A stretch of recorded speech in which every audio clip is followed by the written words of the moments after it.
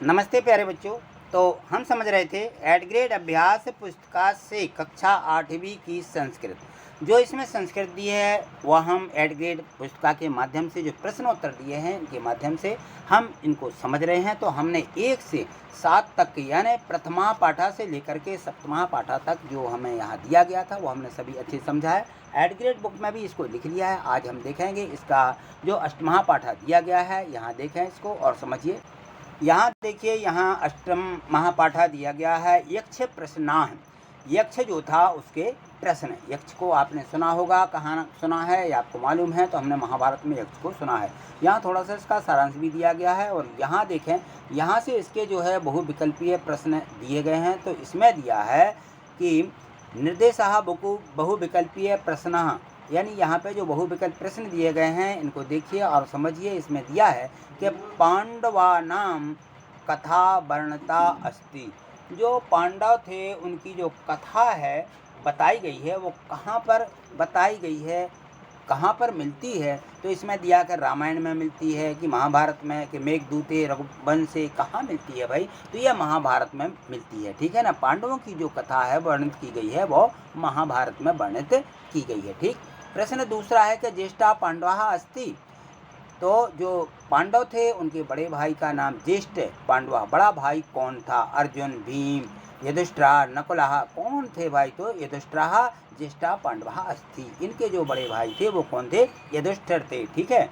यहाँ देखिए प्रश्न तीसरा दिया गया है कि महाभारते पांडवानाम वनवास कालः कुत्र वर्णितम् अस्ति। जो महाभारत हुआ है, महाभारत में जो पांडवों का वनवास काल है या वनवास है का वर्णन कहाँ मिलता है? तो इन पांडवों का जो वर्णन है वनम, वनम यानी जंगल, कहाँ मिलता है? वो जंगल में इनका पूरा विवरण या वर्णन मिलता है। यहाँ देखिए प्रश्न है जो 4 दिया गया। यहाँ है कि श्रोत्यः कैन भवति। श्रोत्यः माने श्रोता। श्रोता कौन है? तो श्रोता जो होता है वो श्रुतैन होता है। श्रुतैन यानी सुनने वाला। सुनने वाला क्या होता है? श्रोता होता है। यहाँ देखें प्रश्न 5 दिया गया है कि यक्षः कैन प्रश्नाः आक्रोत। जो यक्ष है वो प्रश्न किससे करता है या किससे पूछता है? तो इसके जो है प्रश्न करता है युधिष्ठिर माने युधिष्ठिर से। और यहाँ प्रश्न 6 दिया गया है कि कया द्वितीयवान भवति।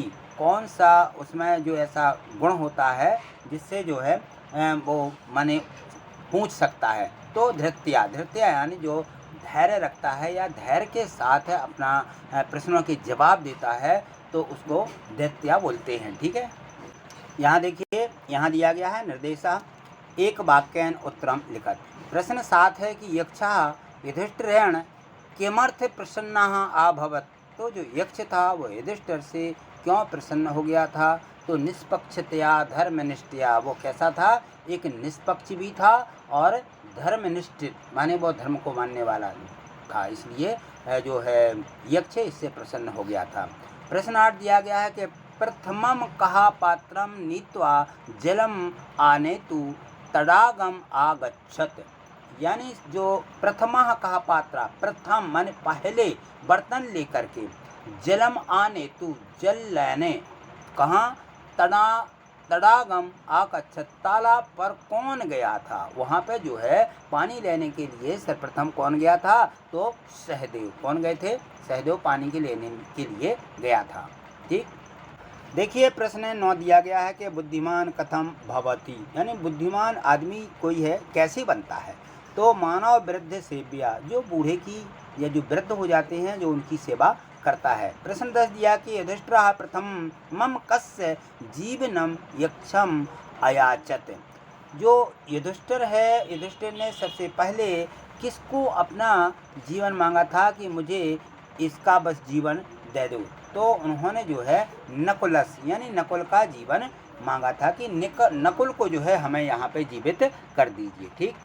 यहाँ देखिए दिया गया है प्रश्न 11 में दिया है कि महाभारतस्य युधिष्ठिर यक्ष संवाद शब्देषु लिखित। तो महाभारत में जो है युधिष्ठिर और यक्ष का जो संवाद है उसको अपने शब्दों में यहाँ पे लिखना है।